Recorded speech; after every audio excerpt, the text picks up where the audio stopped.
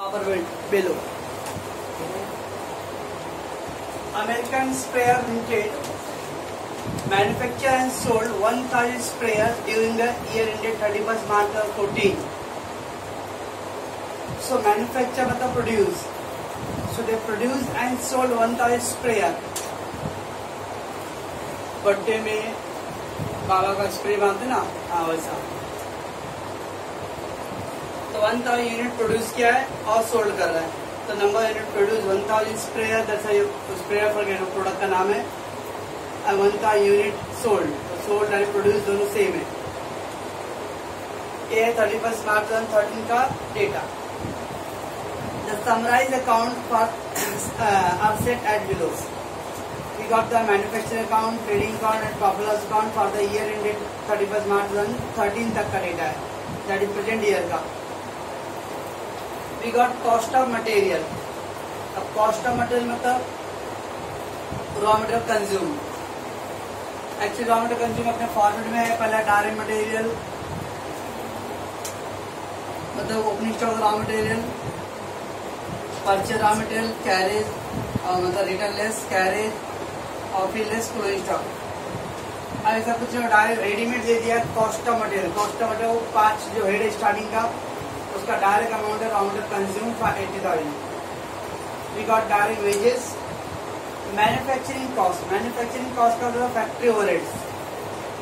Manufacturing cost means factory overheads. Then gross profit दिया। Cost sheet में कहीं gross profit का कोई यूज नहीं है, forget. And on the credit side we got sales. Management and staff salary, that is office administrative होता है। Management and staff salary office administrative. Rent and rates insurance office administrative. Selling expense selling and distribution. General expense office administrative and net profit. ये सब है 2013 तक का। तो हम लोग को कॉस्ट शीट के लिए पहले प्रेजेंट कॉस्ट शीट ड्रॉ करना पड़ता है, बाद में एस्टिमेटेड। ये पूरा दिया है प्रेजेंट कॉस्ट शीट का। Now they given for the year ending 31st March 2014 it is estimated. तो 2014 के लिए अब एस्टिमेट कर रहा हूँ लोग। Output and sales will be 1200 sprayer. Output मतलब unit produce. Output means unit produce. तब 2014 में लोग कितना यूनिट प्रोड्यूस करने वाले 1200 एंड सेल्स भी 1200 रहेगा। तो करंटली वो लोग का 1,000 यूनिट प्रोड्यूस है, फ्यूचर में लोग 1200 यूनिट प्रोडक्शन करने वाला and sales. Price of material will rise by 20%। Price of material will rise by 20%। Material 20% का राइज मतलब इंक्रीज होने वाला है। First of all we have to see that material variable है कि फिक्स्ड है। तो मटेरियल वेरिएबल है तो उसके पर यूनिट को चेंज करेंगे हम लोग।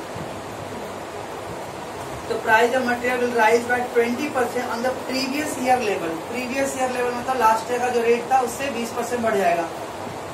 तो पहले हम लोग करंट ईयर का 2013 का ड्रॉ करेंगे, उसके बेस पे अब क्या होगा 2014 में 20% राइज होगा। अब 20% वो मटेरियल 80 था उसका करेंगे या रेट का करेंगे, that depend on the variable और फिक्स्ड। तो price of raw material variable fix वो भी मालूम नहीं है मेरे को, तो लग रहा वेरिएबल है। तो वेरिएबल है तो मैं पर यूनिट करूंगा। किसी को लगता है फिक्स है तो टोटल करेगा। Wages will rise by 5%। Again अब wages it is a variable, तो वेरिएबल तो 5% से पर यूनिट को चेंज करेंगे। Manufacturing cost will rise in proportion to the combined cost of material and wages. अब बोला मैन्युफैक्चरिंग कॉस्ट जो है ना वो प्रपोर्शनेटली राइज हो रहा है। प्रपोर्शनेट मतलब रेशियो, proportionately मतलब ratio of the combined cost of material and wages. अब material, direct material and wages और एक होता है डायरेक्ट एक्सपेंस। तीनों को ऐड करते तो होता है डायरेक्ट कॉस्ट और प्राइम कॉस्ट। अब सब में डायरेक्ट एक्सपेंस तो दिया नहीं है, इसका होता है दोनों को ही कंबाइन करके हो गया प्राइम कॉस्ट। इसका मतलब मैन्युफैक्चरिंग एक्सपेंस जो है वो प्राइम कॉस्ट के रेशियो में है।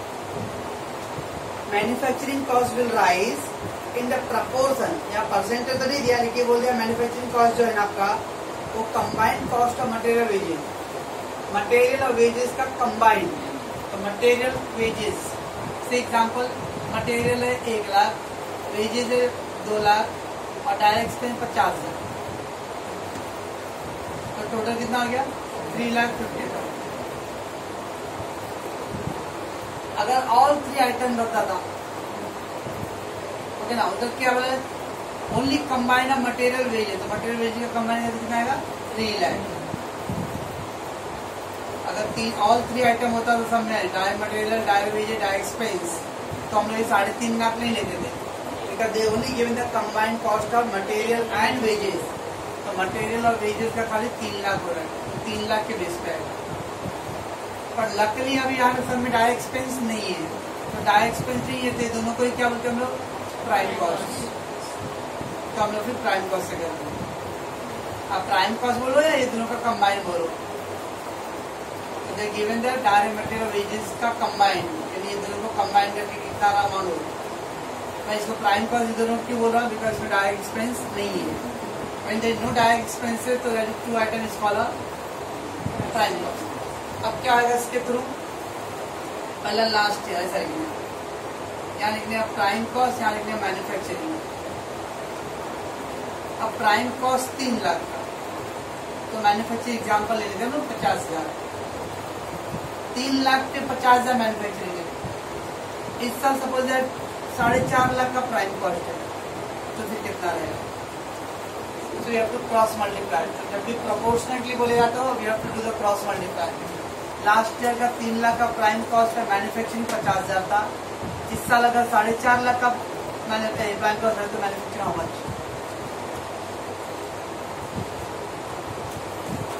अच्छा ध्यान से उतर गया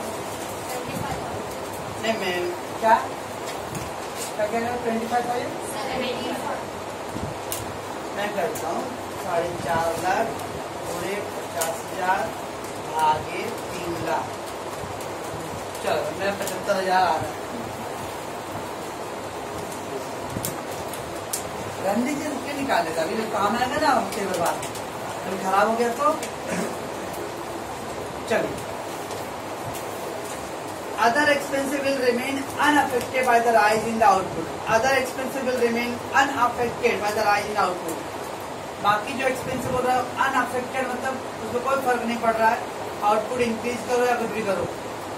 ठीक, पहले 1000 यूनिट प्रोड्यूस हो रहा था, अभी 1200, तो 200 पीस बढ़ने से भी उसके एक्सपेंसिव कोई फर्क नहीं पड़ रहा है। इसका आपके कौन सा एक्सपेंस है, फिक्स कॉस्ट। फिक्स कॉस्ट का मतलब होता है कि चाहे प्रोड्यूस कम करो या ज्यादा करो, खर्चे तो नहीं लगने वाले। And selling expensive per unit will remain unchanged, और सेलिंग एक्सपेंस का बोल रहा है पर यूनिट जो रहेगा वो अनचेंज है, यानी पर यूनिट पहले जितना था अभी भी उतना ही रहने वाला है। नेक्स्ट पेज पे ब्लैंक दिया, वो इसलिए ब्लैंक दिया क्या है कि कभी कभी कुछ लोग आए, मान लो नोटबुक खत्म हो गया, लास्ट पेज बचा है, बुक ही नहीं लाया, तो जब क्वेश्चन करने के लिए दिया था प्रोविजनली।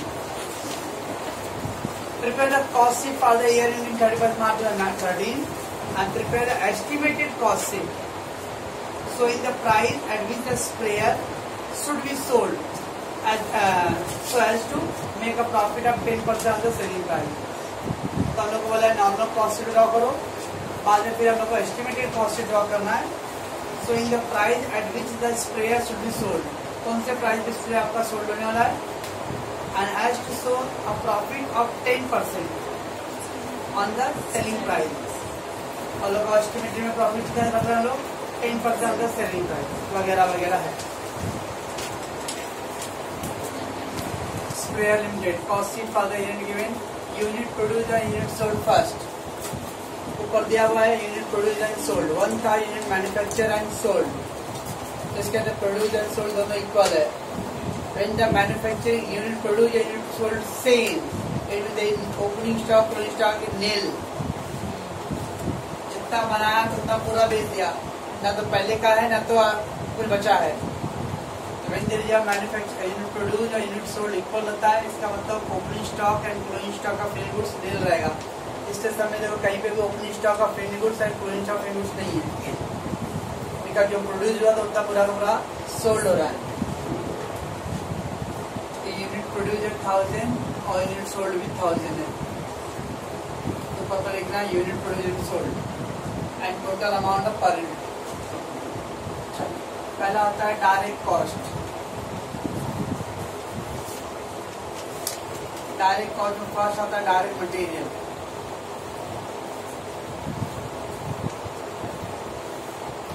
डायरेक्ट मटेरियल में रॉ मटेरियल कंज्यूम,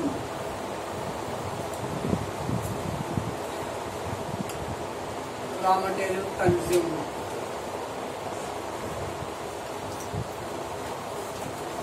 अब रॉ मटेरियल कंज्यूम में था opening stock raw material, purchase raw material, carriage आपका है, फिर लेस क्लोजिंग स्टॉक। कहीं पे दिया opening stock raw material, purchase raw material कुछ भी नहीं है। और readymade cost of material, cost of material का मतलब रॉ मटेरियल कंज्यूम, तो उसको लिखेंगे यहाँ पे 80,000 टोटल के अमाउंट में। 80,000 डिवाइड बाय यूनिट प्रोड्यूस है, फ्रॉम बिगिनिंग से लेके कॉस्ट ऑफ प्रोडक्शन वर्ड तक यूनिट प्रोड्यूस से डिवाइड करने वाले हैं, बाद यूनिट छोड़ा। ऐसे इस सब में कोई फर्क पड़ जाने कि दोनों सेम ही है। ये हो गया NC रुपए। Second direct labour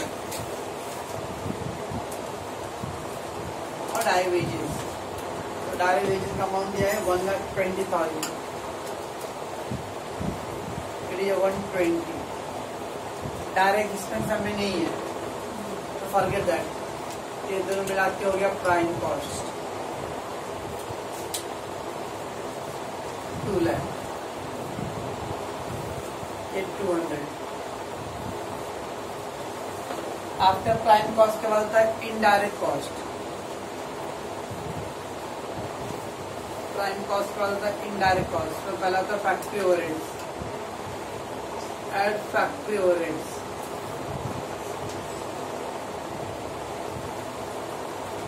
factory overheads के अंदर उतर दिया मैन्युफैक्चरिंग कॉस्ट को, word factory overheads, manufacturing cost. अब नॉर्मल फॉर्मेट में तो मैन्युफैक्चरिंग फैक्ट्री ओवरहेड्स है, लेस सेल स्क्रैप है, फिर टोटल उसका टोटल तो फिर add opening stock WIP less closing stock WIP। ये सारी समय में कुछ भी नहीं है। तो मैन्युफैक्चरिंग कॉस्ट कितना, मैन्युफैक्चरिंग कॉस्ट 50,000 डिवाइड बाय 1000 कर दूंगा तो 50 रुपए बस। अब जब WIP से कुछ भी दिया नहीं, यही हो जाएगा मेरा वर्क कॉस्ट और फैक्ट्री कॉस्ट। वर्क कॉस्ट और factory cost because they no WIP nothing. 250 and 250। उसके बाद add office and administrative overheads, office and administrative overheads, all officer item लिखेंगे। तो ऑफिसर आइटम बता दिया management and staff salary, management and staff salary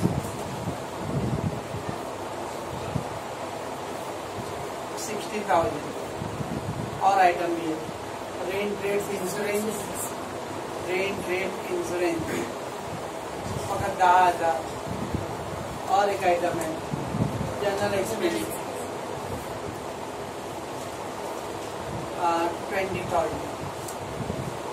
90,000।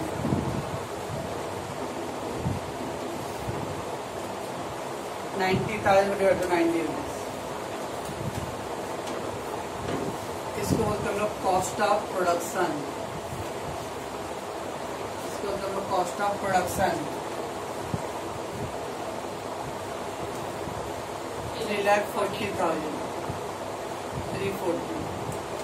Cost of production यहाँ पे खिड़की बंद कर देता हूँ। उसका add opening stock of finished goods less closing stock of finished goods. सब में ओपनिंग स्टॉक फिनिश्ड गुड्स तो है ही नहीं, क्या है ही नहीं, तो मतलब यही स्लैश करके लिख दिया इसको कॉस्ट ऑफ गुड्स सोल्ड,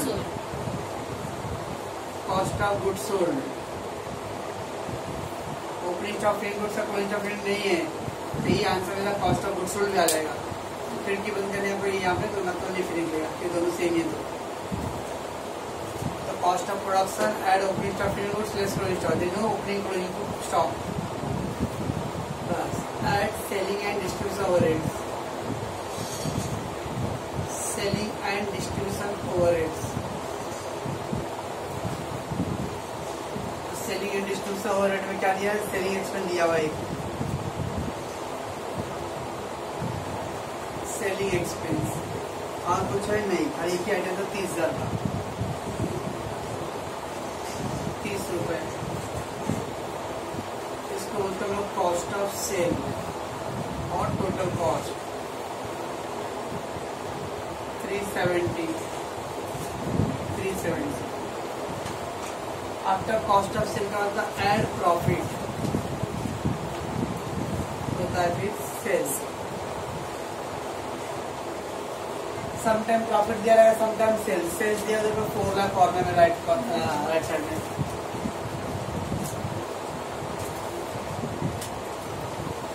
तो प्रॉफिट हो गया 30,000 प्रॉफिट आ गया। 30,000 नेट प्रॉफिट दिख रहा है। तो ग्रॉस प्रॉफिट और नेट प्रॉफिट को शो नहीं करता, फाइनली आंसर आएगा। तो ये होगा करंट कॉस्ट शीट। अब इसके बेस पे हम लोग को एस्टिमेटेड कॉस्ट ड्रॉ करना है। एस्टिमेटेड में आ रहा है अगर जो वेरिएबल आइटम है तो उसमें मुझे पर यूनिट फोकस करूंगा मैं, और जो फिक्स आइटम रहेगा उसके टोटल अमाउंट पे फोकस करूंगा। इंक्रीज डिक्रीज बोला है तो पहले चेक करो क्या वो आइटम वेरिएबल है फिक्स है। अगर वेरिएबल है तो उसके पर यूनिट के हिसाब से चेंज करना है, और अगर वो फिक्स आइटम है तो उसके अमाउंट टोटल अमाउंट को चेंज करना है। That is all about the estimated. तो वेरिएबल एस्टिमेटेड बोला है तो करंट कॉस्ट शीट ड्रॉ करना है। अभी तो हम लोग तो सब ड्रॉ करेंगे सपने में। चलिए पहले after preparing the current cost sheet you have to go for a estimated cost sheet. अब the estimated cost sheet, the output and sales will be 1200 spares. The output and unit produced and sales. Again, इसमें भी unit produced और sales same है. मतलब again there is no opening stock and no closing stock. Unit produced and sold दोनों same है. 1200 unit. Direct cost. अब direct cost में पहला direct material.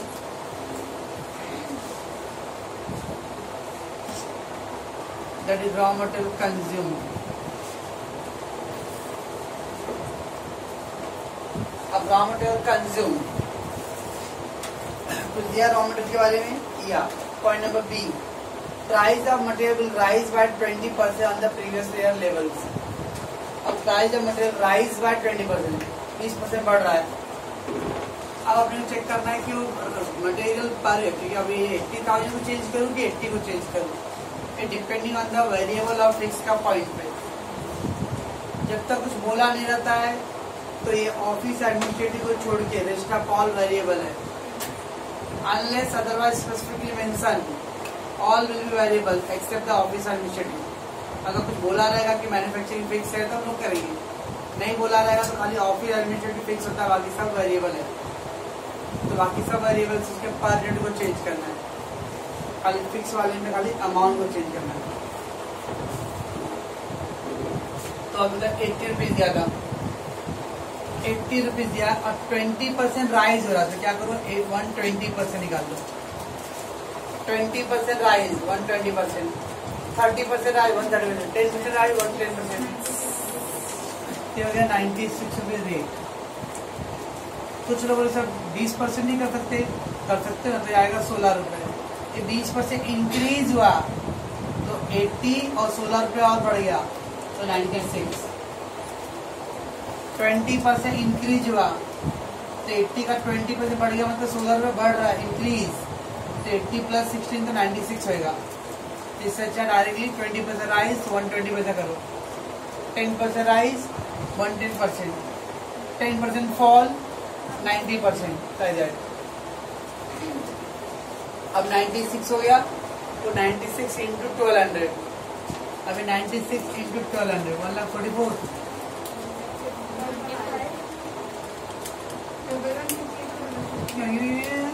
1,15,200 जो गया रॉ मटेरियल कंज्यूम। तो पहले हम लोगों ने पर यूनिट का चेंज किया, बाद में उसको यूनिट से मल्टीप्लाई करो। Same direct wages, direct wages दिया तो राइज बाय 5% आया। अगेन अब चेक करना पड़ेगा राइज वेजेस वेरिएबल है कि फिक्स है, कुछ मेंशन नहीं हुआ तो राइज वेजेस वेरिएबल है तो पर क्या फिक्स क्या 120 इंटू 105%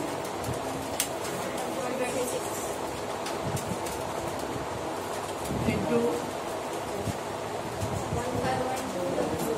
2512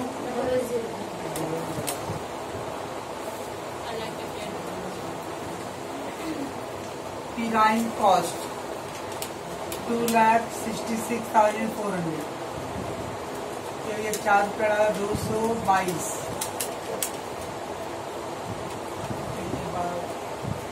ये आएगा प्राइम कॉस्ट. ना इनडायरेक्ट कॉस्ट.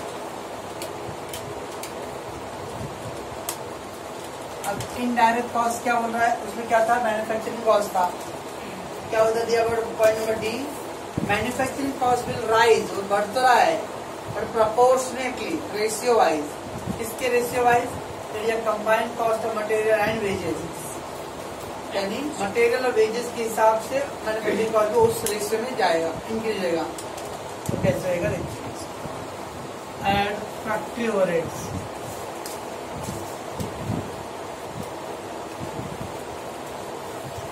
फैक्ट्री ओवरहेड में मैन्युफैक्चरिंग कॉस्ट.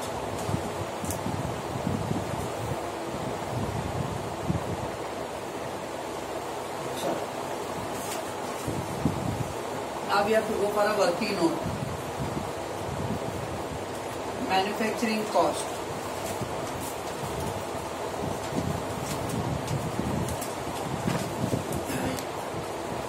अब मैन्युफैक्चरिंग क्या बोला था मैन्युफैक्चरिंग कॉस्ट के बारे में, it will be rise proportionately the combine material wages. Material और वेजेस का कंबाइन, ये दोनों कंबाइन क्या था, 2 लाख. इसका मतलब लास्ट ईयर ये दोनों मिला के 2 लाख था, तो मैन्युफैक्चरिंग कॉस्ट 50,000 था. पहले लास्ट ईयर देखो क्या था, वो लोग बोल रहा है कि जो मैन्युफैक्चरिंग कॉस्ट है ये मटेरियल वेजेस के कंबाइंड कॉस्ट का रिलेशन है.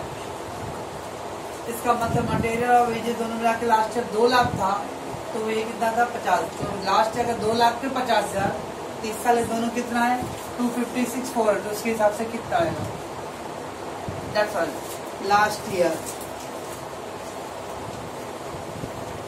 क्या लिखो, material and prime cost word use करो, कि दोनों मिला के प्राइम कॉस्ट होता है. और मैन्युफैक्चरिंग, पहले लास्ट ईयर का डेटा लिखने यहाँ.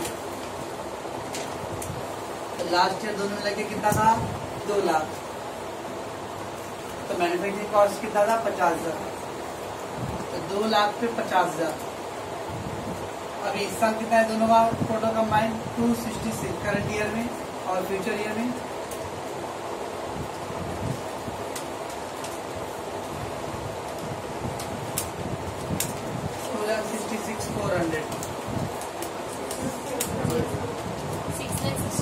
चले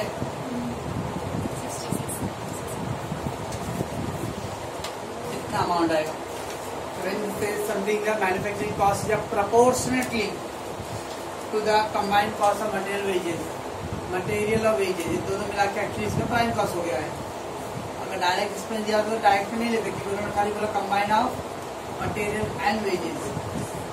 तो दोनों के आइटम पे टोटल क्या था, 2 लाख. ये दोनों अगर लास्ट ईयर 2 लाख था, उसके बेस पे कितना था मैन्युफैक्चरिंग, 50. तो 2 लाख पे 50,000 लास्ट ईयर था. उस प्रोपोर्शनेटली इस साल कितना हो रहा है, 266,400. तो how much will be the manufacturing. ये है मैन्युफैक्चरिंग कॉस्ट का अमाउंट. कितना आ गया. कुछ लोग ऐसा करते हैं, कुछ लोग और भी तरीके करने के, मैं तो यही करता हूँ. कुछ लोग क्या करते हैं, लास्ट ईयर रेशियो निकालते हैं. 50,000 था लास्ट ईयर, कितने पे, 2 लाख पे, इंटू 100, तो 25% आएगा. नहीं, हाँ 25% आया. लास्ट ईयर था 25% रेशियो.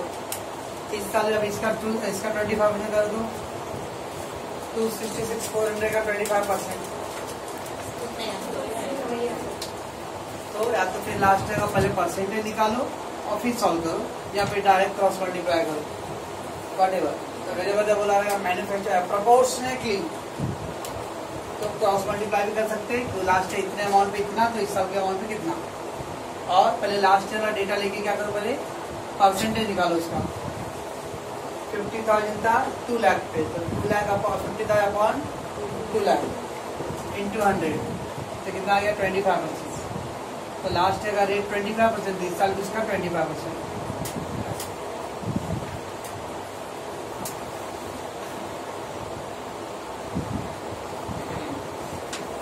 डिवाइड बाय 1200 55.50 हाँ ये आ गया वर्क कॉस्ट और फैक्ट्री कॉस्ट।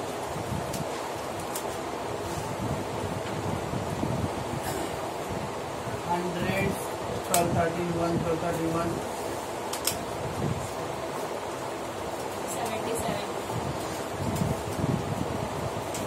क्या क्या work cost and office and administrative overheads.